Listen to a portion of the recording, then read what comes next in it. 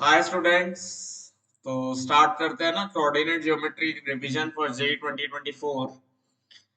और coordinate geometry 1 में जो है हम लोग स्ट्रेट लाइन और सर्कल कवर कर रहे होंगे। कोऑर्डिनेट ज्योमेट्री 2 में हम लोग ट्रूनेट सेक्शंस। और जो पार्ट 3 है that will be mixed questions. ठीक है, मिसलेनियस प्रॉब्लम्स पे रहेगा। ठीक है, स्टार्ट करते हैं विद पहला problem. Piece of cheese is located at 12, 10 in a coordinate plane. A mouse is at 4 minus 2 and is running up the line this. At the point A, comma B, the mouse starts getting farther from the cheese rather than closer to it. Then the value of A plus B is. ये बहुत ही अच्छा सवाल है ना, एक अच्छा warm up सवाल, introductory सवाल।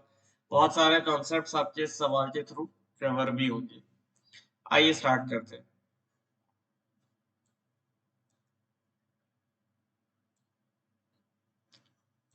तो इस टाइप का अगर मैं कोऑर्डिनेट प्लेन मान लूं तो समझे तो क्या बोला है। एक पीस ऑफ चीज है which is located at 12, 10। Late us से यहाँ कहीं पे मेरा 12, 10 है। और इसमें मैं सी पॉइंट मान लेता हूँ, दैट इज माई चीज पॉइंट। अब एक माउस है जो कि 4, -2 पे सिचुएटेड है अभी। ठीक है, मतलब यहाँ कहीं। और वो एक लाइन पे रन कर रहा है, that is y equal to -5x + 18। तो मान लो वो लाइन कैसी जाएगी, इस टाइप से कुछ जा रही होगी। लेटस से y बराबर -5x + 18। तो स्लोप -5 आएगा और इंटरसेप्ट 18 का आएगा। So this will be the line. ठीक है, अब ऑब्वियस सी बात है ये 10 से ऊपर आना था, बट ज्यादा उसमें मत जाओ। Figure is not drawn to scale. ठीक है, ये रफ फिगर बन गया। At the point A, B, the mouse starts getting farther from the cheese rather than close to it. Then the value of A plus B is. अब देखो, rather इस line का मतलब समझना है बस तुम्हें। Get in farther from the cheese rather than closer to it. मतलब ये वो पॉइंट होगा जो इस लाइन पे सी के सबसे पास होगा। ठीक है, मतलब ये वो पॉइंट होगा जो सी के सबसे पास होगा। लेटर से ये वो पॉइंट आ रहा है। तो क्या आप ये पॉइंट, ये बात अप्रिशिएट कर पा रहे हैं कि दिस पॉइंट, बात यह आई बेटा कि ये वाला जो पॉइंट है ना, this point shall be perpendicular. ठीक है, ये इससे परपेंडिकुलर होगा क्योंकि perpendicular distances are the shortest ones. ठीक है, तो जब ये पॉइंट ऐसा होना चाहिए सच दैट दिस लाइन, अगर मैं इस पॉइंट को ए कमा बी बोल दूं तो वो पॉइंट मेरा पी ऐसा होना चाहिए such that PC is perpendicular to my line of motion y equal to -5x + 18। Alright, तो अगर मैं ए कमा बी का, अब मुझे ए बी बस निकालना है। तो ए और बी की क्या क्या खासियत होगी। एक तो ये होगा कि 5a + b बराबर 18 होगा, मेरी पहली इक्वेशन। राइट, अब मुझे एक इक्वेशन और चाहिए, तो वो मुझे डायरेक्ट दिख रहा है कि स्लोप्स का प्रोडक्ट -1 करने से आ जाएगा। अगर मेरी लाइन है y इक्वल टू -5x + 18, तो जो भी लाइन इससे परपेंडिकुलर होगी इसका स्लोप कितना आ रहा है -5। तो जो लाइन इससे परपेंडिकुलर होगी उसका स्लोप कितना आएगा, उसका स्लोप आ जाता है m बराबर 1/5। ठीक है, जो रिक्वायर्ड स्लोप है हमारा। और रिक्वायर्ड स्लोप बेसिकली क्या होगा, 10 - b/12 - a। 10 - b/12 - a, इसकी वैल्यू मेरी कितनी होनी चाहिए, 1/5। तो मैं बोल सकता हूँ मेरा 50 - 5b बराबर 12 - a। ठीक है, तो यहां से मेरे पास क्या इक्वेशन आ रही है यहां से आया the equation 5b minus a equal to 38, right. और एक इक्वेशन अपने पास थी b प्लस 5a बराबर 18। तो यहां से अब बस मुझे a और b की वैल्यूज निकालनी है, राइट। तो क्या कर सकते हैं अपन, पहली इक्वेशन को 5 से मल्टीप्लाई कर दे क्या?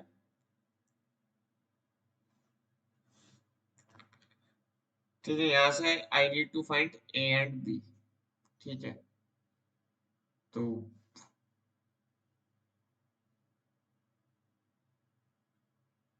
अब सॉल्विंग स्टार्ट करनी है, तो नॉर्मल अपन सब्स्टिट्यूशन का गेम खेल लेते हैं ना। b की जगह अपन ने 18 माइनस 5a रख दिया, तो यहाँ पे बन रहा था 5 times 18 minus 5a minus a बराबर 38। ठीक है, तो हमारे पास यहाँ से आएगा 26 a बराबर 90 माइनस 38, दैट इज 52। तो a की वैल्यू आ रही मेरे पास 2, राइट। और b की वैल्यू क्या आएगी? 18 minus 5a, that is 18 minus 10, that is equal to 8। तो a प्लस b क्या आ गया? a प्लस b बराबर 2 plus 8, that is equal to 10। तो answer to this question will be 10। ठीक है, तो ये अच्छा सवाल था। इसमें कंसेप्शन क्या था कि किसी भी लाइन, अगर मैं स्ट्रेट लाइन की बात कर रहा हूँ ना, और लेट अस से ये मेरी लाइन एल है, तो कोऑर्डिनेट ज्योमेट्री में कॉन्सेप्ट्स बड़े इंपॉर्टेंट होते हैं ना, ज्योमेट्रिक कॉन्सेप्ट्स ऐसे छोटे मोटे आपको पता होने चाहिए। अगर ये मेरी एक लाइन है एल और मैं किसी रैंडम पॉइंट पी की बात कर रहा हूँ, ठीक है, एंड आई एम आस्किंग ये पी मुझे फिक्स पॉइंट दिया, sorry P is a fix point alpha beta, और ये एक लाइन है, ठीक है। तो P का जो smallest distance from the line होगा वो उस पॉइंट से होगा जो परपेंडिकुलर हो, ठीक है, क्योंकि smallest distance always lies along the normal. ठीक है, इसमें बेसिक कॉन्सेप्ट ये लगा है कि smallest distance always lie along the normal. I hope ये प्रॉब्लम आप खुद से सॉल्व कर पाए होंगे। नेक्स्ट प्रॉब्लम देखते हैं। The orthocenter of the triangle with vertices 5, 0, 0, 0 and 5 by 2, 5 root 3 by 2। ठीक है, तो अब आप एक बात याद रखना बच्चों, स्ट्रेट लाइंस में जो है मेंस में जो मैक्सिमम सवाल आते हैं वो ट्रायंगल की प्रॉपर्टीज पर आते हैं। I repeat myself, JEE Main से अंदर स्ट्रेट लाइन के मैक्सिमम सवाल ट्रायंगल की प्रॉपर्टीज पे आते हैं, ट्रायंगल के सेंटर की प्रॉपर्टीज पे ही आते हैं। उसने बोला था ortho centre of the triangle with vertices 5, 0, 0, 0 and 5 by 2, 5 root 3 by 2 is.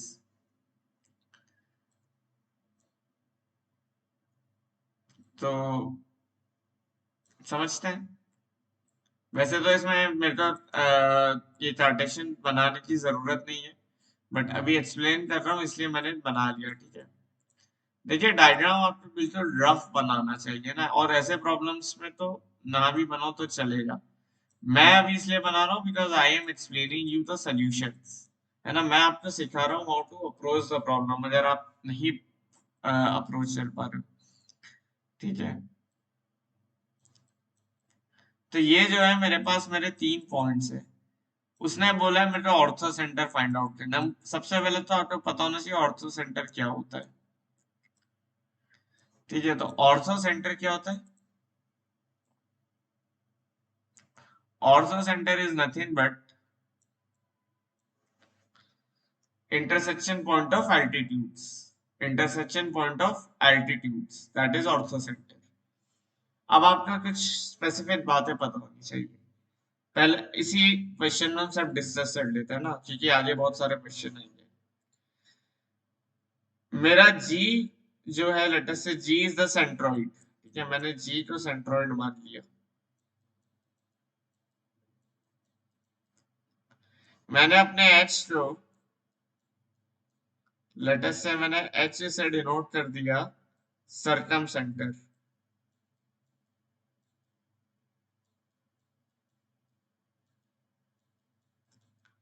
और मैंने ओ से डिनोट कर दिया ऑर्थो सेंटर।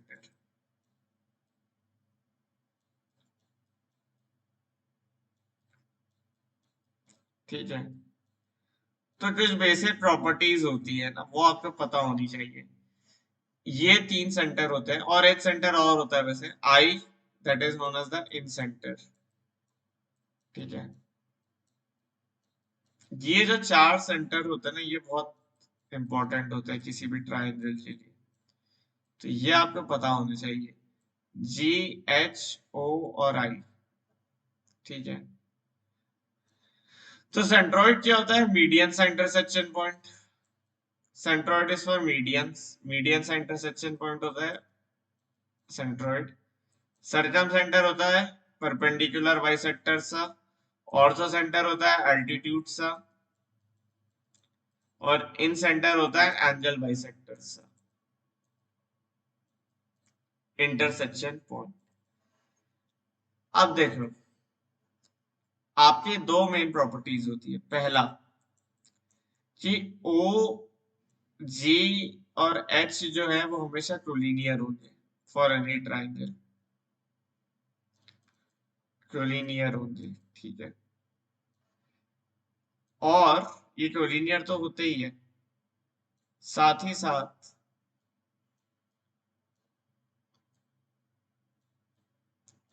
हमारे पास होता है कि OG इज टू OH बराबर 2:1 इंटरनली, है ना, ये इंटरनल डिवीजन होता है। OG इज टू OH, ये रेशियो हमेशा 2:1 होता है। ये बहुत इंपॉर्टेंट प्रॉपर्टी है। ठीक है, OG और H लीनियर होते हैं। सेकेंड पॉइंट, देखा, अभी तो मैं लड़ रहा हूँ ये सब क्या है, छोटी मोटी बातें नहीं भैया, पूरा क्वेश्चन इसी से बनते हैं। सेकेंड पॉइंट ये होता है कि अगर इक्विलैटरल ट्रायंगल होता है, अगर मेरा इक्विलेटरल ट्रायंगल है, ठीक है,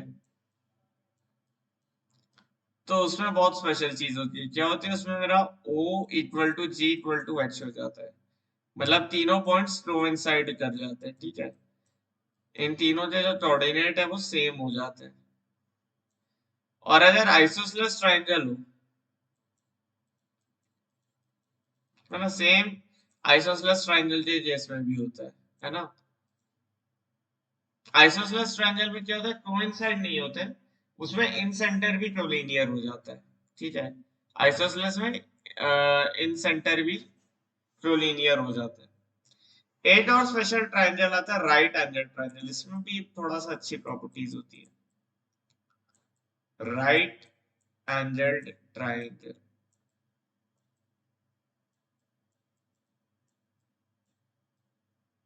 ठीक है, इसमें किस टाइप की प्रॉपर्टीज होती है समझना। अगर मैं राइट एंगल ट्रायंगल की बात कर रहा हूँ, तो वो मेरा कुछ इस टाइप से होता है, राइट। तो अब आप देख ही सकते हो कि ये इस साइड के परपेंडिकुलर है।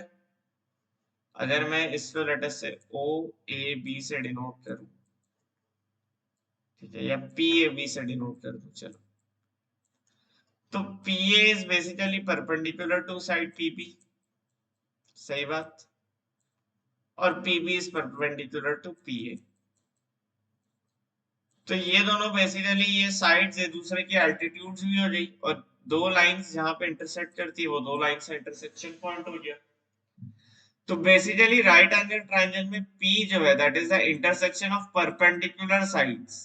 फिर से याद सुन लो, राइट एंगल ट्रायंगल में परपेंडिकुलर साइड से इंटरसेक्शन पॉइंट ऑर्थो सेंटर बोला जाता है।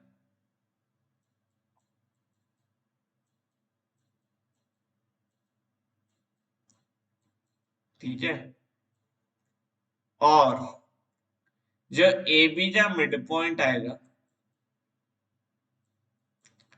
जो मेरा AB का मिड पॉइंट आएगा,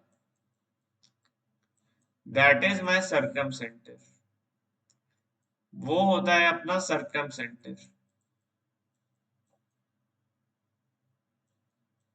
ठीक है, ये बात जरा नोट कर लेना। पी जो है that is my orthocentre, और ए बी का जो मिड पॉइंट है that is my circumcentre, let us say H. ठीक है, तो जो भी परपेंडिकुलर बाइसेक्टर से इंटरसेक्शन पॉइंट होता है वो हमारा एच होता है। ठीक है, तो ये परपेंडिकुलर बाइसेक्टर यहां से मारी, एक परपेंडिकुलर बाइसेक्टर यहां से मारी। ठीक है, तो वो जो है मिड पॉइंट ऑफ जो है हाइपोटेनियस पे आता है। ठीक है, तो ये आप जो है प्रूफ करना चाहें तो प्रूफ कर लीजिएगा, नॉर्मल ज्योमेट्री से प्रूफ हो जाता है। और सेंट्रोइड के कोऑर्डिनेट्स का फॉर्मूला तो आई गेस आपको पता ही होगा, g is given by x1 plus x2 plus x3 by 3 comma y1 plus y2 plus y3 by 3। इस फॉर्मूले से जो है अपन g निकाल सकते हैं ना, where x1 y1 x2 y2 and x3 y3 are coordinate of the triangle। ठीक है, vertices of triangle। ठीक है, ये पूरी राम कहानी हो गई इतनी सी OGH के बारे में। अब अपन ये प्रॉब्लम पे आते हैं। प्रॉब्लम क्या है, ortho centre of triangle with vertices.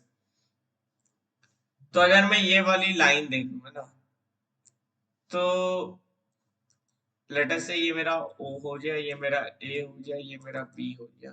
ठीक है, तो क्या मैं बोल सकता हूँ कि OB is Y equal to H tan 60?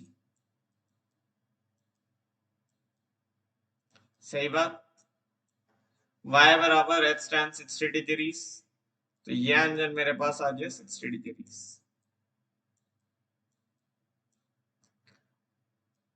Next, मेरे पास ये डिस्टेंस इतनी है 5 है, मेरे पास ये डिस्टेंस इतनी है 5 है। देखो निकालना ऑर्थो सेंटर है, पर मैं अभी चेक क्या कर रहा हूँ, ट्रायंगल, क्योंकि मुझे जो स्पेशल प्रॉपर्टी पता है, मैंने आपको बोला ना, अगर इक्विलैटरल ट्रायंगल हो गया तो O equal to G equal to H हो जाएगा। एक एंगल मुझे 60 मिल गया, दो साइड मुझे इक्वल मिल गई, तो क्या ये मेरा इक्विलैटरल ट्रायंगल बन गया? जी हाँ दोस्तों, ये इक्विलैटरल ट्रायंगल बन गया। क्यों बन गया? अगर एक एंगल 60 और दो साइड इक्वल है तो अपोजिट एंगल्स इक्वल हो, तो मतलब ये वाला और ये वाला एंगल इक्वल इक्वल होंगे, एच एच। ठीक है, तो 2h प्लस 60 मेरा कितना होना चाहिए, 180। तो यहाँ से अपने पास h की वैल्यू 60 आ गई, राइट। तो 60 60 60 का क्या हो गया, ये इक्विलेटरल ट्रायंगल हो गया। ठीक है, अपने पास OB की इक्वेशन आ रही थी ना, y equal to h tan 60, और लेंथ दो साइड की इक्वल हो गई, तो हम लोग बोल सकते हैं कि OAB क्या हो गया, OAB is my equilateral triangle.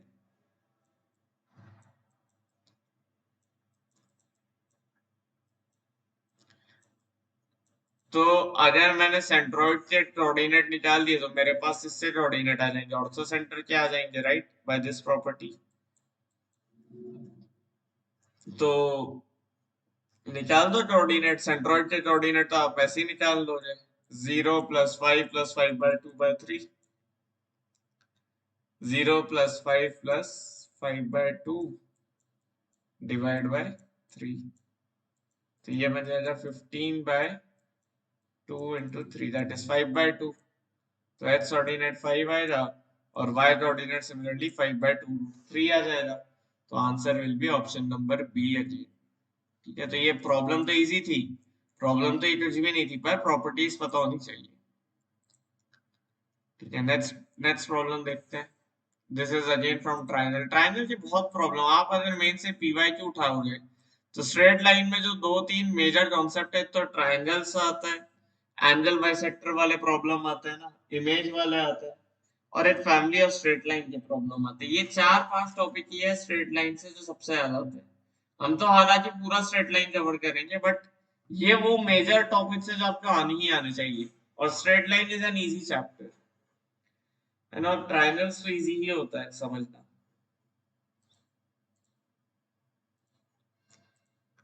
अब देखो A and B are 2 points on this line, एक लाइन आपको गिवन है, दैट इज, अगर ये क्लियर नहीं है तो मैं यहाँ लिख देता हूँ 3x plus y plus 1 equal to 0। ठीक है, दिस इज द लाइन जिसकी बात हो रही है, such that AB is 3 and area of triangle ABC is 9। Okay, तो देखो √3x plus y plus 1 equal to 0 मेरी कैसे जाएगी, एक line with negative slope and negative intercept, तो ये -1 आएगा, और क्योंकि स्लोप नेगेटिव है, ठीक है, तो ये आई थिंक ऐसी कुछ जा रही है। ठीक है, अब इस पे ए और बी दो पॉइंट्स है। ठीक है, वैसे तो इस लाइन की मुझे इतनी कोई मतलब एग्जैक्ट डायग्राम की नीड नहीं है, बट फिर भी A and B are 2 points such that AB is 3। ठीक है, लेट अस से A इधर हो गया, B इधर हो गया, कहीं भी लो जाए, दैट इज इममटेरियल। ठीक है, उसका कोई मतलब ही नहीं है। तो ये लेंथ मुझे पता चल गई AB की 3 है, and area of triangle ABC is 9। तो C एक ऐसा पॉइंट है such that area of triangle ABC is 9। If locus of C in XY plane is a pair of two parallel lines, the distance between them is। ठीक है, तो C basically move करती है two lines पे which are parallel. ठीक है, मतलब दो पैरेलल लाइंस होंगी जिन पे C लाई करता है इस तरह से। ठीक है, आपसे उसने बोला है एरिया ऑफ ट्रायंगल एबीसी 9 है।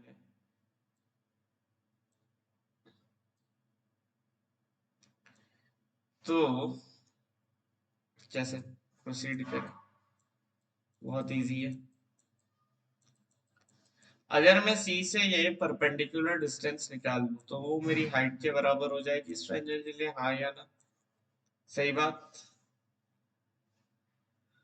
तो वो जो मेरी हाइट होगी that will be given by perpendicular distance C को मैं h k मान लेता हूँ, C का मुझे लोकस निकालना है, राइट। तो इसका परपेंडिकुलर डिस्टेंस फ्रॉम AB कितना है, √3h plus k plus 1 divided by 2, इसका mod is equal to perpendicular distance equal to h, और मेरे को क्या गिवन है कि half base into height area होता है, half base into height area होता है। बेस कितना है मेरे पास AB, AB की जो भी लेंथ होगी वो बेस होगा 3, और हाइट कितनी है वो अपन को पता है, दैट इज इक्वल टू 9। तो क्या मेरे पास ऐसे हाइट की वैल्यू 6 आ रही है, बिल्कुल आ रही है। तो यार हाइट की वैल्यू 6 आ रही है, तो अपने पास mod of √3h plus k plus 1 बराबर 12 आ रहा है। ठीक है, नॉर्मल इक्वेशन सॉल्विंग चल रही है ये। तो √3h प्लस k प्लस 1 की जो वैल्यू है वो मेरी प्लस माइनस 12 आएगी। तो मेरे पास दो पैरेलल लाइंस आ गई भाई। मेरा C जो है या तो इस लाइन पे लाई कर सकता है L1 पे √3h plus k minus 11 equal to 0, या फिर L2 पे लाई करेगा √3h प्लस k और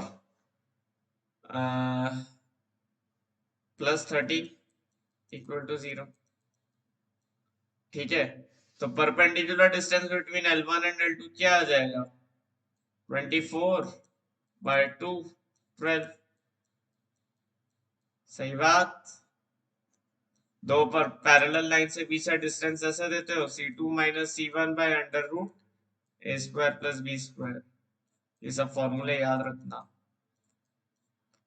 ठीक है। परपेंडिकुलर डिस्टेंस का फॉर्मूला आई होगा आपको पता हो, पता है ना ये मैंने कैसे लिखा है।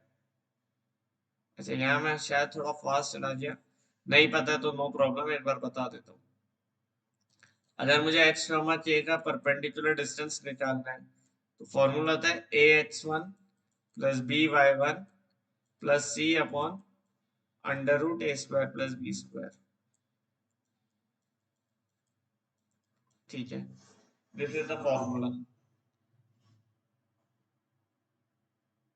For perpendicular distance of a point from a line. ठीक है, this is the formula of perpendicular distance. तो जैसे ही मैं इस फॉर्मूले में एक्स कॉमा के डालूंगा तो ये मेरे पास हाइट आ जाएगी। ठीक है, ये परपेंडिकुलर डिस्टेंस हाइट आ जाएगी, तो वहां से अपन इसे इजीली सॉल्व कर सकते हैं, राइट। अच्छा, अगली बार से ना मैं कोशिश करूंगा कि शेप्स यूज कर लूं ताकि ये फिगर थोड़े अच्छे बने। और ये क्या होता है, perpendicular distance between two parallel lines. Obvious सी बात है, दो पैरेलल लाइन से बीच में हम परपेंडिकुलर डिस्टेंस की बात करते हैं। तो फॉर्मूले तो देखो आपको याद होने चाहिए ना। अगर आप क्वेश्चन की रिवीजन कर रहे हो तो मैं ये एक्सपेक्ट करता हूँ कि बेसिक फॉर्मूले आपको याद होंगे। हाँ, हो सकता है प्रॉब्लम्स में अप्लाई करने ना आ रहे हो तो वो आप थोड़ा सा सीख लो। ठीक है, तो ये भी एक इजी प्रॉब्लम थी, मतलब थी, इजी ही थी यार, बहुत टफ तो नहीं बोलूंगा। ठीक है ना, ये देखो एक प्रॉब्लम अगेन फ्रॉम, ये पी वाई क्यू है। ठीक है, और देखो ट्राइंगल पर बेस्ड पी वाई क्यू। कौन सा कॉन्सेप्ट देखो, मिड पॉइंट थ्योरम लग रहा होगा इसमें, लग रहा है नहीं लग रहा है। तो मिड पॉइंट थ्योरम क्या कहती है,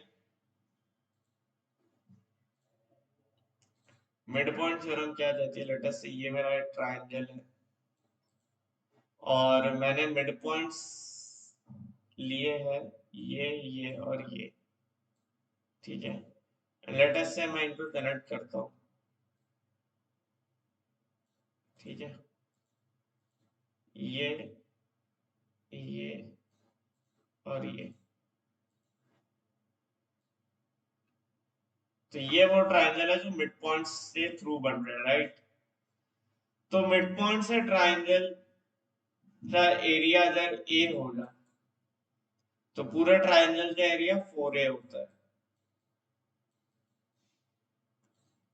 इसका प्रूफ जो है दैट इज है सिमिलर ट्रायंगल्स, है ना। अब रिवीजन वीडियो में मैं ऑब्वियस सी बात है प्रूफ नहीं करूंगा, मैं डायरेक्ट रिजल्ट बताऊंगा। मिड पॉइंट थ्योरम आपको आनी चाहिए, क्लास 9th लेवल की मैथमेटिक्स है ये। सिमिलर ट्रायंगल से थ्रू आप प्रूफ कर सकते हो कि मिड पॉइंट से बने हुए ट्रायंगल का एरिया 4 टाइम मेन ट्रायंगल का 1/4 होता है। तो अगर ए बी सी मेरा मेन ट्रायंगल है और M1 M2 M3 वो ट्रायंगल है जो मिड पॉइंट से थ्रू बन रहा है, तो बड़े इजीली हम बता सकते हैं। तो अब ये और ये पेयर वाइज इंटरसेक्ट कराने से हमें वो 3 मिड पॉइंट देगा और हमें फिर एबीसी के एरिया तो बताना है, मतलब मिड पॉइंट से ट्रायंगल का एरिया निकाल के उसे 4 से मल्टीप्लाई करना है, दैट्स इट। तो देखो मेरे पास मैं लाइंस लिख लेता हूँ, x minus y plus one equal to 0 है, x minus two y plus 3 0 है,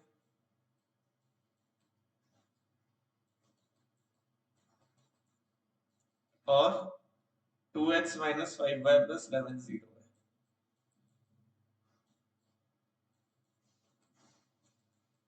तो अगर मैं इसको और इसको सॉल्व करूं तो मेरे पास एक मिड पॉइंट आएगा, इसको और इसको सॉल्व करूं तो दूसरा, और इसे और इसे सॉल्व करूंगा तो तीसरा मिड पॉइंट। इस तरह से मेरे पास M1 M2 M3 आ जाएंगे। ठीक है, तो M1 निकालते हैं, M1 का सॉल्व करना स्टार्ट करते हैं। तो we will be basically solving x minus y plus 1 equal to 0 and x minus 2y plus 3 equal to 0। x की जगह यहाँ पे मैंने y minus 1 रख दिया,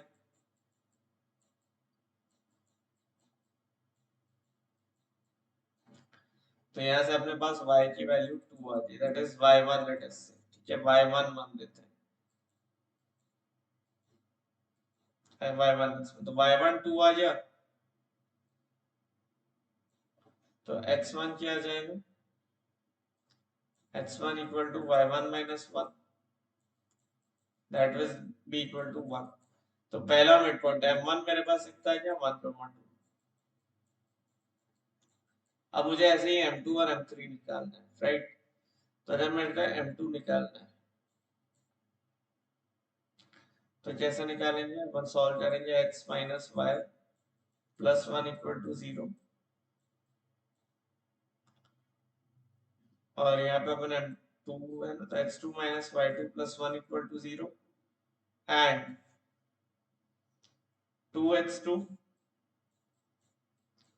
minus 5/2 plus 3 equal to 0, right.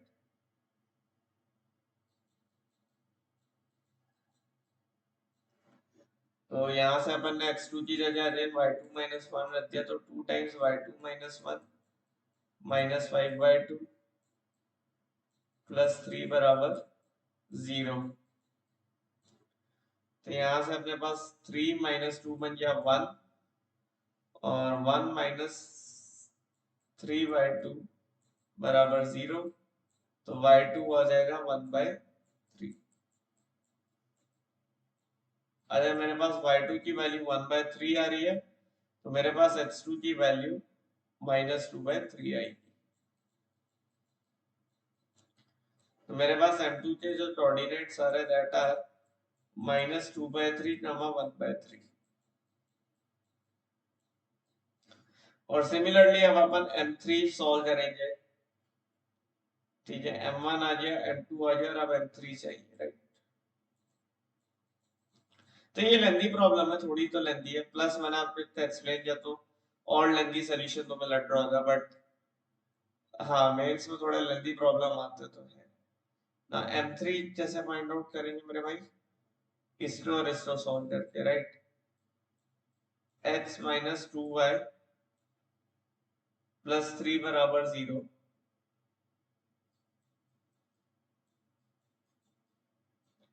और 2x माइनस 5y प्लस 11 बराबर 0।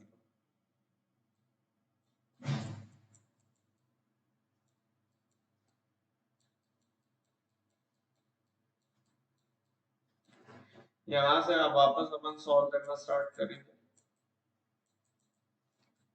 ठीक है। देखिए इस आपको एक चीज और पता होनी चाहिए भाई, लीनियर इक्वेशन में कब सब्स्टिट्यूशन लगाना है और कब नहीं लगाना है, ठीक है। हर टाइम एलिमिनेशन मेथड काम नहीं करेगा, हर टाइम सब्स्टिट्यूशन मेथड काम नहीं करेगा, ठीक है। तो यहाँ से तो y डायरेक्ट ही आ रहा है 5, ठीक है। y की वैल्यू आ गई 5, और x मेरा कितना आ जाएगा, लेट अस से y3, सॉरी।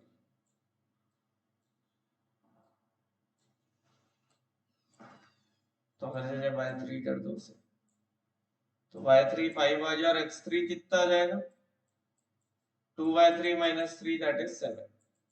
तो m3 की वैल्यू आ गई 7/5।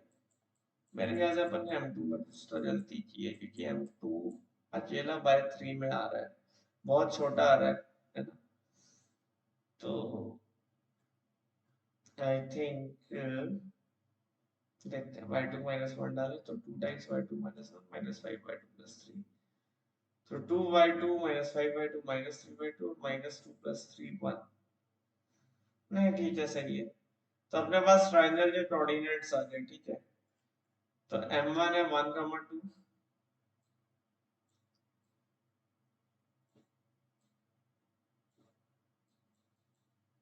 ठीक है। ये m1 m2 m3 that is the mid point से ट्रायंगल का एरिया। m1 है 1,2, m2 है -2/3 और 1/3, और m3 है मेरा 7,5। अब अगर मुझे एरिया ऑफ द ट्रायंगल निकालना है ना, तो मैं क्या करूंगा, एक तो m1 m3 निकाल लेता हूँ ना, ये बेस निकाल लेते हैं, और ये परपेंडिकुलर डिस्टेंस निकाल लेंगे, और हाफ बेस इनटू हाइट लगा देंगे। तो m1 m3 कितना बन रहा है, वो मेरा बेस बन जाएगा, right. That will be under root of 36 प्लस 9। तो m1 m3 is my root 45, और m1 m3 लाइन की इक्वेशन क्या आएगी, y-2 बराबर 3/6 1/2 है ना। y माइनस y1 बराबर m times y minus y1 equal to m times x minus x1। तो स्लोप कितनी आई, स्लोप ऑफ m1 m3 कितनी है, वो अपने पास आ गया 5 - 2 3 और 7 - 1 6 1/2। तो लाइन की इक्वेशन आ रही है अपने पास 2y - 4 बराबर h - 1। तो x - 2y + 3 = 0। ये हमारे पास आ जाएगी m1 m3 की इक्वेशन।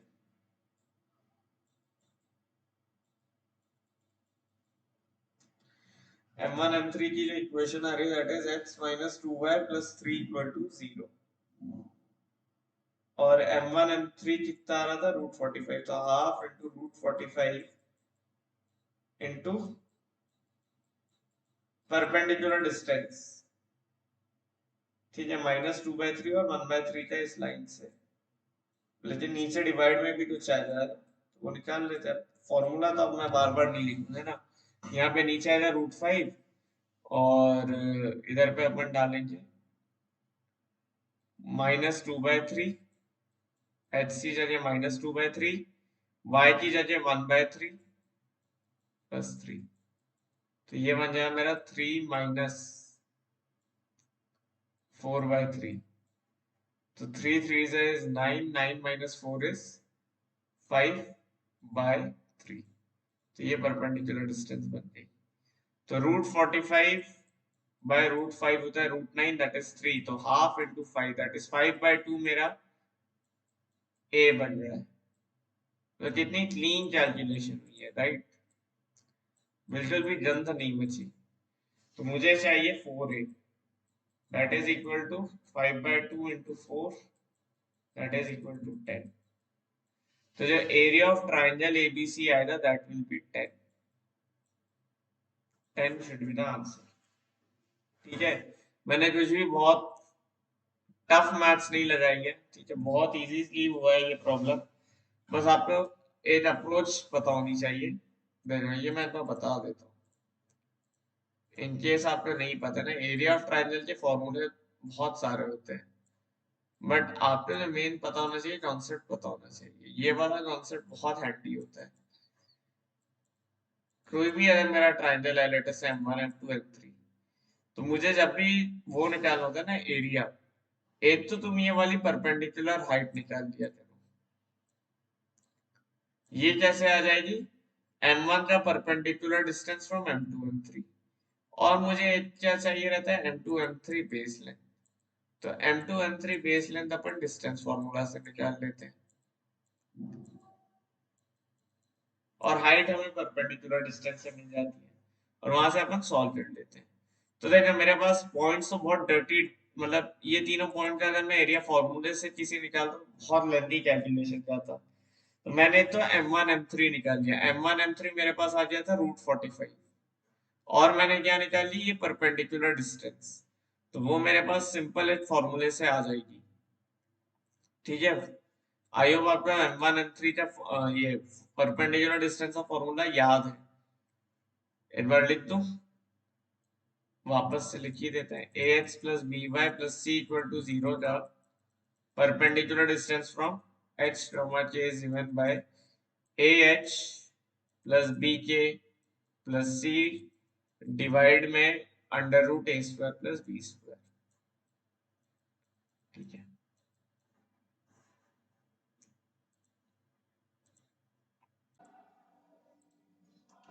नेक्स्ट प्रॉब्लम देखते हैं। A ray of light passing through the point 2, 3 reflects on the x-axis at point A and the reflected ray passes through Q. ठीक है, let R be the point that divides the line segment AQ in the ratio 2:1. Let the coordinates, बहुत बड़ा सवाल है लेकिन बहुत easy सा सवाल है, आओ देखते हैं। लेट मी टेल यू, ये मेरे मेन से शिफ्ट में भी आया था and I got this one correct. ठीक है, this is a question from मेरा पर्सनल मेन सा शिफ्ट, और वो hell of a maths paper था, but I was able to do this one successfully, और वहां भी मैंने इसे बहुत स्पीड में कर लिया था। ठीक है, तो देखते हैं, जो कंसेप्शन मैंने वहां लगाया था वही मैं यहाँ भी लगाऊंगा। A ray of light passing through the point P 2, मतलब तुम्हारे पास एक रे ऑफ लाइट है और वो एक्स एक्सिस पे रिफ्लेक्ट होती है, ठीक है। This is like something something like this, ये तुम्हारे सिनेरियो है।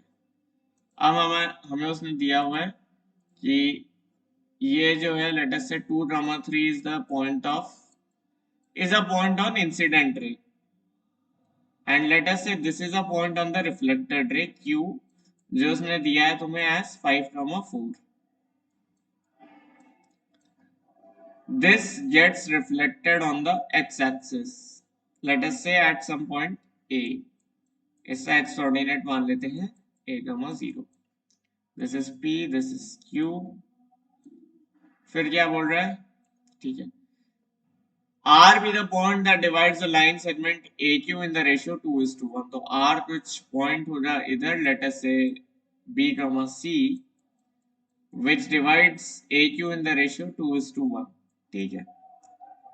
Let the coordinates of the foot of the perpendicular M from R, अच्छा, on the bisector of angle PAQ. मतलब पहले तो PAQ का एंगल बाइसेक्टर चाहिए, तो वो तो इजी है। ये इंसिडेंट रे, ये reflected ray, angle of incidence is incident ray और रिफ्लेक्टेड रे का एंगल कहाँ बाइसेक्ट होता है, नॉर्मल पे, because I equal to R, law of reflection. तो ये हमारे पास नॉर्मल आ गई, हाँ या ना, हाँ, तो ये नॉर्मल है। अब R से इसमें फुट ऑफ, अच्छा, तो नॉर्मल की इक्वेशन तो तुम्हें डायरेक्ट ही दिख रही है कि x इक्वल टू ए, तो इसमें जो भी पॉइंट होगा उसका x कोऑर्डिनेट तो a होगा, और R से इसमें मैं परपेंडिकुलर डाल रहा हूँ तो वो y x एक्सिस से पैरेलल y एक्सिस पे होना चाहिए। दैट इज इसका जो इक्वेशन आएगी that is y equal to c। तो फुट ऑफ परपेंडिकुलर m है, तो क्या मैं बोल सकता हूँ m के जो कोऑर्डिनेट्स है दैट आर a, c, हाँ या ना, इजी, ठीक है। मतलब अब मेरे पास दो टास्क है, मुझे ए फाइंड आउट करना, मुझे सी फाइंड आउट करना है, एंड आई एम डन। तो सी तो मैं सेक्शन फॉर्मूला से फाइंड आउट कर लूंगा very easily, C can be very easily found out by section formula, हाँ या ना बोलना। सेक्शन फॉर्मूला जो होता है, सेक्शन फॉर्मूला इजी होता है, सी बराबर 2 इंटू 4 that is 8 plus 1 into 0 that is 0 by, बताओ बताओ, बाय 3, 2 प्लस 1 3, तो सी आ जाएगा मेरा 8/3। सी तो आ गया सर। ए के बारे में बात करो सर, ए निकालना अभी समझ नहीं आ रहा है, आना चाहिए। अगर आपने ये पढ़ा है इमेजेस और रिफ्लेक्शन का कॉन्सेप्ट आपको पता होगा, अगर मैं इंसिडेंट रे के किसी भी पॉइंट को मिरर से रिफ्लेक्ट कर दूं तो that reflected point will lie on the reflected ray. क्या ये बात आपको समझ आई? मैं अगर इंसिडेंट रे पे किसी भी एक पॉइंट को रिफ्लेक्ट कर दूं अबाउट द मिरर, ठीक है, और इनको मैं ज्वाइन कर दूं, रिफ्लेक्टेड रे को मैं ज्वाइन कर दूं, तो they lie on the same line. इसका मतलब ये है कि Q और P dash are collinear, Q और P डैश जो है वो बेसिकली कोलिनियर है, सेम लाइन पे है। तो Q P डैश की इक्वेशन निकालनी है मुझे, बस Q P डैश की इक्वेशन निकालनी है, और उसमें मैं y इक्वल टू 0 पुट करके a निकाल सकता हूँ, ठीक है। तो P डैश पॉइंट क्या आ रहा है मेरा, दैट इज माई 2, -3। तो क्यू पी डैश इक्वेशन क्या आएगी, क्यू पी डैश इक्वेशन क्या आएगी मेरे भाई, वो आएगी y+3 equal to m। m कितना बन रहा है मेरे भाई, 7/3 x-x1 दैट इज x-2। तो यहां से मुझे क्या निकालना है, यहां से मुझे a निकालना है ना, तो y को 0 रख दिया और x को a रख दिया, y इक्वल टू 0 और x इक्वल टू a। इस इक्वेशन में सब्सटीट्यूट किया तो मेरे पास आ रहा है 3 बराबर 7/3 a-2, ठीक है। तो 9/7 +2 बराबर a। तो ए मेरे पास आ रहा है 23/7। ठीक है, ए आ गया 23/7 और सी अपन ने निकाला ही था 8/3। तो m पॉइंट के कोऑर्डिनेट्स आ रहे हैं 23/7 8/3। और मुझे क्या निकालना है, 7 times 23/7 plus 3 times 8/3, that is equal to 31। तो आंसर टू दिस प्रॉब्लम क्या आ गया, 31। इतनी सी प्रॉब्लम थी, इजी सी प्रॉब्लम थी। ठीक है, नेक्स्ट प्रॉब्लम देखिए इससे बाद फिर। This was an easy problem. कोई भी डाउट हो कमेंट कर देना, रिफ्लेक्शन समझ में नहीं आता पूछ लेना। अच्छा, ये मैंने एक बार और भी डिस्कस की हुई है प्रॉब्लम, शायद इसलिए फील्ड है। Okay, let me erase it and let me explain this problem again.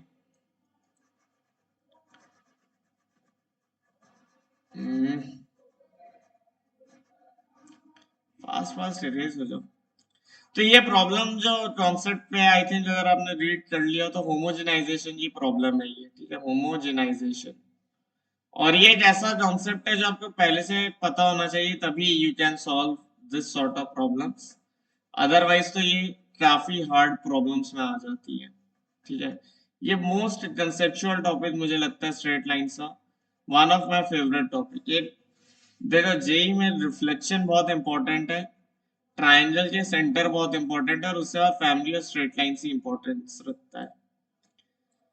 ठीक है, हालांकि होमोजेनाइजेशन पर बेस्ड आई गेस अभी तक क्वेश्चन नहीं आया है, नहीं आया है होमोजेनाइजेशन पर बेस्ड, मुझे जहां तक याद है नहीं आया है। पेयर और स्ट्रेट लाइंस पे आए हैं, पेयर और स्ट्रेट लाइंस पे अलग अलग टाइप के है, बट ऐसा होमोजेनाइज करने वाला नहीं है, बट आ सकता है क्योंकि मेन सा लेवल बहुत बड़ा है। The straight line joining the origin and the points of this are equally inclined to its axis, find value of mod k। ठीक है, तो देखो उसने आपका क्या बोला, उसने आपका एफ ऑफ एक्स वाई दिया है। तो ये तो पूरी अलजेब्राइक चीज है ना, इसमें कोई ड्राइंग नहीं करनी है, नो डायग्राम रिक्वायर्ड। ये आपको उसने दिया हुआ है 5x² minus 24xy minus 6y² plus 4x minus 2y plus 3। ठीक है, ये एफ ऑफ एक्स वाई दिया। इसको इंटरसेक्ट करती है एक लाइन x प्लस के वाई माइनस 1 इक्वल टू 0। ठीक है, तो अगर थोड़ा सा मैं डायग्राम से समझाऊं तो कुछ ऐसी सिचुएशन है कि ये कर्व है और एक स्ट्रेट लाइन इसे दो पॉइंट्स में इंटरसेक्ट करती है, और ओरिजिन से हम लोगों ने दो लाइंस डाली है such that they are equally inclined to the x axis. ठीक है, that is a slope is equal. ठीक है, स्लोप इक्वल है। तो अब आप एक बात समझो, इस लाइन को अगर मैं y इक्वल टू m1x मान लूं, और इस लाइन को मैं अगर y इक्वल टू m2x मान लूं, ठीक है, तो अगर मैं इस पेयर ऑफ लाइन की इक्वेशन लिखूंगा तो वो किस फॉर्म में आएगी, ax² प्लस 2xxy, है ना, या ये तो थियोरेटिकल पार्ट है एकदम, प्लस by²। इस फॉर्म में आती है equation of a pair of straight lines passing through origin. मतलब नॉन होमोजेनियस टर्म्स नहीं होने चाहिए। इसका मतलब ये लाइन जब इसको इंटरसेक्ट करती है तो it should be in this form, तभी तो pair of straight lines from origin से इंटरसेक्शन पॉसिबल है। और ये तो करना भी इजी है। आप देखो, ये वाला पार्ट तो मेरा ऑलरेडी डिजायर्ड फॉर्म में है, मुझे इस वाले पार्ट पे मैनिपुलेट करना है, राइट, मुझे इस वाले पार्ट पे मैनिपुलेट करना है। तो मैं इस वाले पार्ट के ऊपर लिख लेता हूँ, मेरे पास ये वाला पार्ट अलग से आ गया, 4x minus 2y plus 3 equal to 0। इसी पार्ट को मैं ऐसे लिख लेता हूँ 4x, देखो यहाँ पे x की डिग्री 1 है तो अपन 1 से मल्टीप्लाई करते हैं, यहाँ पे y है तो 1 से मल्टीप्लाई किया, यहाँ पे x की पावर 0 है, y की पावर 0 है, तो यहाँ हमें स्क्वायर चाहिए ना, हमें हर चीज 2 डिग्री में चाहिए, तो यहाँ पे 1 के स्क्वायर से मल्टीप्लाई किया। और 1 किससे बराबर है, 1 बराबर है x प्लस के वाई की, x प्लस के वाई इक्वल टू 1। तो वो चीज मैंने यहाँ पुट की, तो ये बन रहा है 4x x प्लस के Y -2y x plus ky plus 3 times h plus ky का होल स्क्वायर।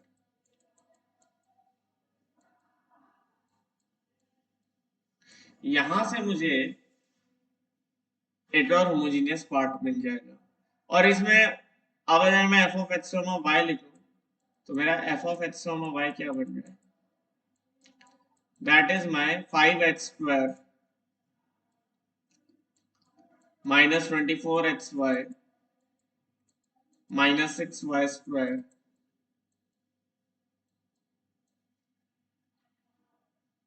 प्लस प्लस ये वाला पार्ट, ठीक है, प्लस दिस पार्ट, ये पूरा। तो यहां से अब मैं इसको फटाफट से ओपन अप कर लेते हैं।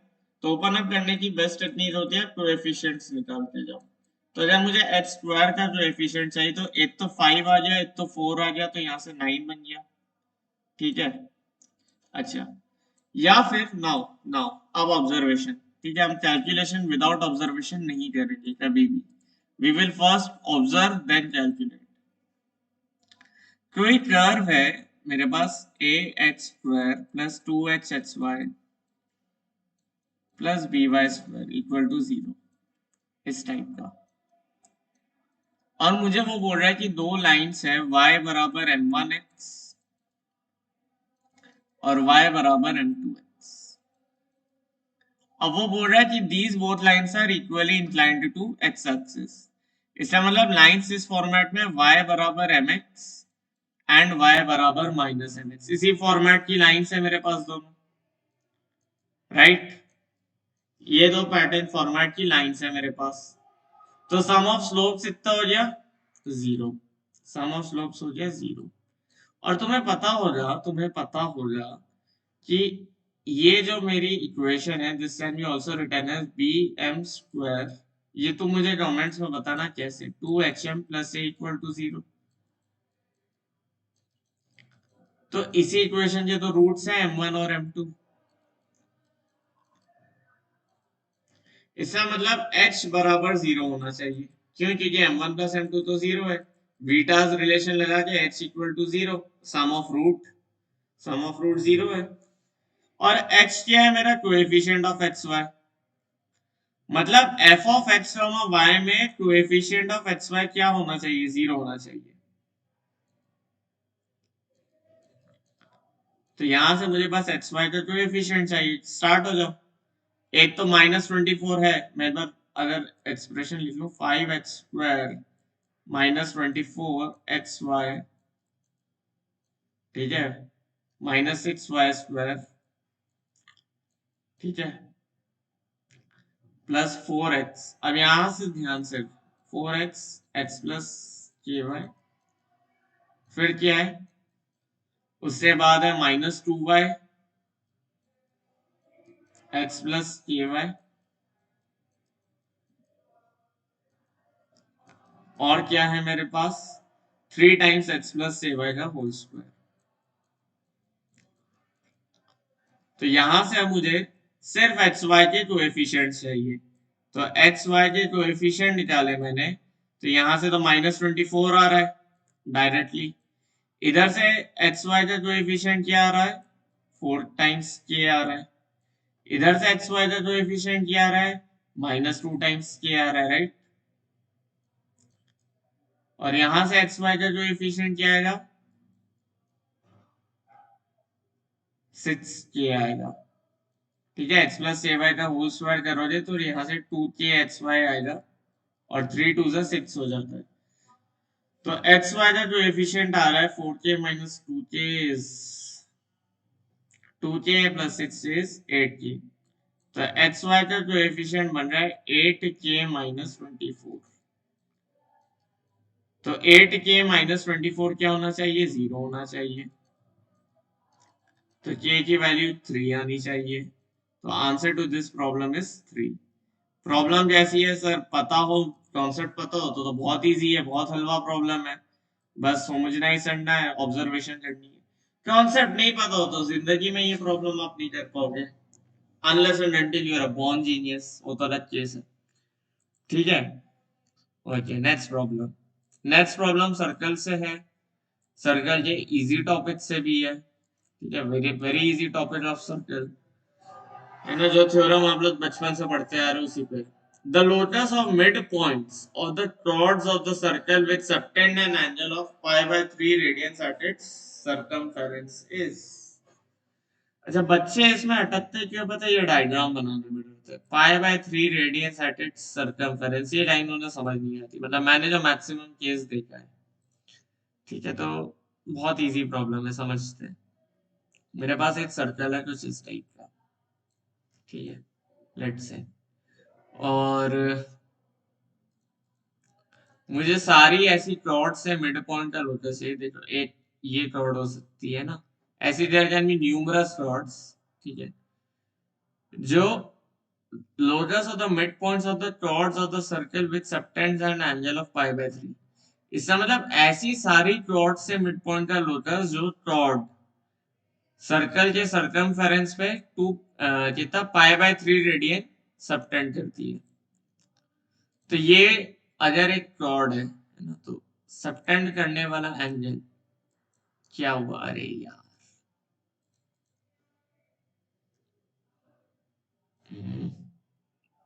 लेट्स से ये हो गया।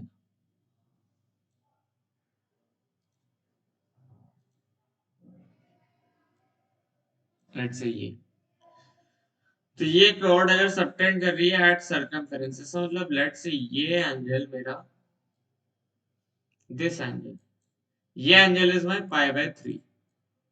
ठीक है, लेट अस से ये मेरा सेंटर ऑफ द सर्कल है और ये मेरा mid point of the Claude है। इससे लोकस निकालना है, मैंने अज्यूम कर लिया ये एक्स मार्क ये। तो क्या मैं बोल सकता हूं कि ये एंगल 2π/3 होगा? दिस इज माय सेंटर, ये एंगल मेरा 2π/3 होगा। ये पॉइंट आपको अप्रिशिएट करना पड़ेगा। क्यों होगा? Because angle subtended at center is twice the angle subtended anywhere, है ना? एंगल सबटेंडेड एट सेंटर, ये क्लास 9th की प्रॉपर्टी है भाई, पता होनी चाहिए। एंगल सबटेंडेड एट सेंटर, और ये इस कॉन्सेप्ट पे मेंस भी सवाल दे चुके हैं।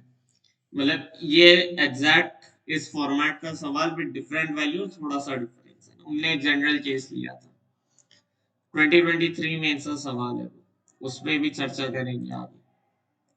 ठीक है, तो इतनी बात समझ में आती है। और ये दोनों होंगे रेडियस, रेडियस, ठीक है, और ये होता है परपेंडिकुलर बाइसेक्टर। और क्योंकि ये आइसोसेलेस ट्रायंगल है तो यही लाइन एंगल बाइसेक्टर भी है, तो ये π/3 π/3 होगा। समझ में आई बात? ये मेरा सेंटर ओ ए बी, लेटर से A B is the chord, तो मेरे पास एक ट्रायंगल बनेगा और ये मान लो मिड पॉइंट एम है, तो मेरे पास ओ एम ए ट्राइंगल आएगा। तो मैं एक काम करता हूँ, O A B triangle isolate कर लेता हूँ, right? O A B triangle मैंने आइसोलेट कर लिया, और लेट से इसे मैं थोड़ा घुमा देता हूँ जैसे फिगर में था। ठीक है, ऐसा ऐसा था ना फिगर में। लेट्स आई रोटेट दिस, ये है मेरा ओ। ठीक है, ए इस साइड है और मैंने रोटेट किया है, तो लेफ्ट साइड है, तो लेफ्ट साइड में आएगा ओ ए बी। ठीक है, ये मेरा सर्कल है, ट्राइंगल है। ए बी चौड़ थी, एम मिड पॉइंट थी, तो मैंने सर्कल की प्रॉपर्टी लगा दी, इसलिए मैं सर्कल हटा सकता हूँ, है ना। I have used the circle to the fullest. अभी इक्वेशन यूज करना बाकी है। अभी ये सेंटर भी पता चल जाएगा, सब रेडियस रेडियस सब नोन है, क्योंकि इक्वेशन की वजह, वो टेंशन की बात नहीं है। हमारे पास ये एंगल π/3 है, सॉरी 2π/3 है। अगर मैंने ओ एन ज्वाइन किया तो ईच एंगल विल बी π/3, है ना। कॉन्वर्जेंस ऑफ ट्रायंगल से कैसे भी प्रूफ कर सकते हैं ना। बेस्ट तो तरीका आपको पता ही है कि आइसोसेलेस ट्रायंगल है तो सब तो लीनियर हो जाते हैं ना, इन सेंटर ऑर्थो सेंटर सब चीजें। तो ये हो गया π/3। अगर ये मेरा पाई बाय 3 और ये मेरा ओ इज द रेडियस, तो क्या मैं बोल सकता हूँ O M equal to r cos pi by 3? Simple trigonometry, class 10th trigonometry. O M equal to r cos pi by 3, और क्रॉस पाई बाय 3 की वैल्यू होती है हाफ, तो ओ एम की वैल्यू आ गई आर बाय 2। सर्कल की equation क्या है? सर्कल की इक्वेशन है x square plus y square, फिर क्या क्या है, plus 4x minus 6y minus 12 equal to 0। तो यहां से देखो मुझे एक मिल जाएगा x प्लस 2 का होल स्क्वायर, एक मुझे मिल गया y माइनस 3 का होल स्क्वायर। ये सब आपका आई थिंक आना चाहिए। मत लिखो सर्कल की इक्वेशन, मत लिखो। सेंटर ऑफ कोऑर्डिनेट तो मैं ऐसे ही निकाल सकता हूँ। सेंटर मेरा 2 गामा माइनस 3 या माइनस 2 गामा 3 आ जाएगा, राइट। और रेडियस मेरा क्या आएगा, अंडर रूट जी स्क्वायर प्लस एफ स्क्वायर, ये बन जाएगा मेरा रेडियस। ये सारे मैं फॉर्मूले लगा रहा हूँ, ये मैंने सिर्फ फॉर्मूला लगाया है, अगर आपको याद हो तो रेडियस मेरे पास इतनी आ गई, रूट 25 5। मैंने एक भी चीज अभी तक वो नहीं की है, मैनिपुलेशन। मैं सिर्फ और सिर्फ वो लगा रहा हूँ फॉर्मूला। तो मेरे पास सेंटर ऑफ द सर्कल वो के कोऑर्डिनेट आ गए ना भाई, समझ में आया। 4 बाय माइनस 2 और minus 6 by minus 2, x square plus y square minus 2 g x minus 2 f y plus c equal to 0 circle होता है। तो माइनस जी और माइनस एफ सेंटर होते हैं। ये सब पता होना चाहिए, उम्मीद करता हूँ पढ़ा है। तो सेंटर के कोऑर्डिनेट आ गए मेरे पास -2, 3। ये रेडियस मेरे पास आ गया 5। तो मेरे पास एम के कोऑर्डिनेट है h, तो मेरे पास ओ एम आ गया 5/2। मेरे पास ओ एम स्क्वायर आ गया 6.25। हाँ डायरेक्ट, हाँ डायरेक्ट ऑप्शन से मैं पहले ही जज कर लिया था मुझे जिस फॉर्म में चाहिए ना। ओ एम स्क्वायर आ जाएगा मेरे पास 6.525, और ओ एम स्क्वायर की वैल्यू क्या आएगी, डायरेक्ट लिख दूं, h प्लस 2 का whole square plus k minus 3 का होल स्क्वायर बराबर 6.25, यही तो आएगी। तो क्या मेरे पास मेरा आंसर आ गया? आंसर इज, अब मैं h की जगह h रख देता हूँ और y की जगह y, x प्लस 2 का whole square plus y minus 3 का whole square equal to 6.25। Check कर लो, यही आंसर आएगा। यही आंसर है, option number b. Done, done and dusted. Easy problem, easily done. चलिए नेक्स्ट क्वेश्चन देखते हैं। Let a and b be two real numbers such that a square minus 3b square plus 4a plus 1 equal to 0 is the line this touches a fixed circle for all a and b. Important. Then which of the following is or are correct? Problem थोड़ा सा मैं बोलूँ ना conception है, conceptual है। वैसे तो easy है ना, स्ट्राइक करना है। चलो ये इजी तो नहीं, मॉडरेट टू टफ आप मान सकते हो। लेट अस से हमारे पास ये एक सर्कल है x माइनस एच का whole square plus y minus k का whole square equal to r square, right. इस टाइप का हमारे पास ये सर्कल है जिसका सेंटर x के है, रेडियस r है। उसने बोला है मेरे पास कोई भी एक लाइन है ax plus B Y plus 1 equal to 0, और ये जो लाइन है टच करती है fixed circle that is this one, ठीक है। तो मेरे को क्या पता है कि परपेंडिकुलर डिस्टेंस ऑफ सेंटर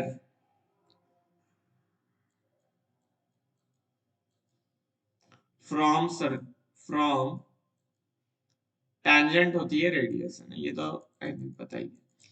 तो परपेंडिकुलर डिस्टेंस क्या बन जाएगा, टैंजेंट, ये लाइन टैंजेंट है और सेंटर एच कॉमा के है, तो एच कॉमा के का परपेंडिकुलर डिस्टेंस इससे क्या आएगा, mod of a h plus b k plus 1 upon under root A square plus B square. ये किससे इक्वल आएगा, आर, आर के बराबर। तो बोथ साइड स्क्वायरिंग कर दो, बोथ साइड हम लोग स्क्वायरिंग कर देंगे, तो हमारे पास क्या इक्वेशन आनी चाहिए, A square H square plus B square के square plus 1 plus 2ab H K plus 2ah plus 2bk बराबर A square R square plus B square R square. यहां से अगर मैं थोड़ा सा रीअरेंज कर लूं तो मेरे पास जो इक्वेशन बन रही है that looks something like a square times h square minus r square plus B square times b square का कोएफिशिएंट बना के स्क्वायर माइनस आर स्क्वायर, ठीक है, प्लस 2ab एच के 2ab एच के, ठीक है, एच का मतलब सेंटर ऑफ द सर्कल था, ठीक है, plus 2ah plus 2bk plus 1, ये बराबर है 0। और मेरे पास एक गिवन इक्वेशन है ये वाली, मेरे पास एक गिवन इक्वेशन है ये वाली, तो मैं वो भी लिख लेता हूं। That given equation is a square minus 3b square plus 4a plus 1 equal to 0। अब ये मेरे पास दो इक्वेशन है और मुझे यहां से एच के और आर की वैल्यूज निकालनी है, राइट। मुझे यहाँ से एच के और आर की जो है वैल्यूज फाइंड आउट करनी है, ठीक है। अब आप एक बात देखो, उसने बोला कि this equation is true for all a comma b, this equation is true for all a comma b, और ये इक्वेशन भी ट्रू है for all a comma b. इसका तो ये मतलब हुआ कि इस इक्वेशन के और इस इक्वेशन के सारे रूट्स कॉमन है, मतलब ये दोनों इक्वेशन आइडेंटिकल है, these both are identical equation. तो मैं h square minus r square की जगह 1 रख सकता हूँ, मैं के स्क्वायर माइनस आर स्क्वायर की जगह -3 रख सकता हूँ, है ना। कोएफिशिएंट्स मैच होंगे, आइडेंटिकल इक्वेशन है। मैं एच इंटू के की जगह 0 रख सकता हूँ क्योंकि ये भी तो है ही नहीं, ठीक है। मैं 2h की जगह 4 रख सकता हूँ क्योंकि ए का कोएफिशिएंट यहाँ 2h है और यहाँ पे 4 है, तो 2h मेरा 4 हो गया। मैं 2k की जगह 0 रख सकता हूँ और 1 तो 1 है ही, ठीक है। तो ये इक्वेशंस आइडेंटिकल है, और क्योंकि ये इक्वेशन आइडेंटिकल है इसलिए मैं बोल सकता हूँ, इसलिए I can say that h square minus r square के स्क्वायर माइनस आर स्क्वायर और एच इंटू के इज 0। तो यहाँ से 2h 4 है तो x की वैल्यू 2 आ गई, x में मैंने यहाँ 2 डाला तो r की वैल्यू आर स्क्वायर की वैल्यू 3 आ गई, h2 आ गया और आर स्क्वायर 3 आ गया और k क्या आ गया 0। तो मेरे पास तो सब आ गया, तो मेरे सर्कल की इक्वेशन ही आ गई x माइनस 2 का whole square plus y minus 3 का होल स्क्वायर, x माइनस 2 का whole square plus y square बराबर 3। आर स्क्वायर की वैल्यू 3 है ना, तो देखो radius of the circle is √3 correct, centre is 2 0 correct, circle is passing through 2,3, 2,3 से पास नहीं होगा, तो दिस इज इनकरेक्ट, तो इसका correct answer is A B, ठीक है। This was again an easy problem या टफ प्रॉब्लम, आप मुझे कमेंट्स में बताना आपको कैसी लगी। तब तक के लिए बाय बाय, नेक्स्ट वीडियो में मिलेंगे। नेक्स्ट वीडियो में क्या करेंगे, थोड़ा सा ये कंटिन्यू हो रहा, ये 1.1 है, 1.2 आएगा अभी, ठीक है। सर्कल स्ट्रेट लाइन के थोड़ा और सवाल बचे अभी, अच्छे अच्छे, वो भी रिवाइज करेंगे। उसके बाद क्रोनिक सेक्शन आएगा, आप सबका फेवरेट, टैंजेंट, नॉर्मल, नॉर्मल के बीच का closest distance between to curves, ellipse, hyperbola का इंटरसेक्शन, सब करेंगे, सब कुछ करेंगे। तब तक के लिए बाय बाय। लाइक करो, कमेंट करो, सबसे इंपॉर्टेंट है चैनल सब्सक्राइब करो, तभी तो नोटिफिकेशन मिलेगी। तब तक के लिए जय हिंद, जय भारत।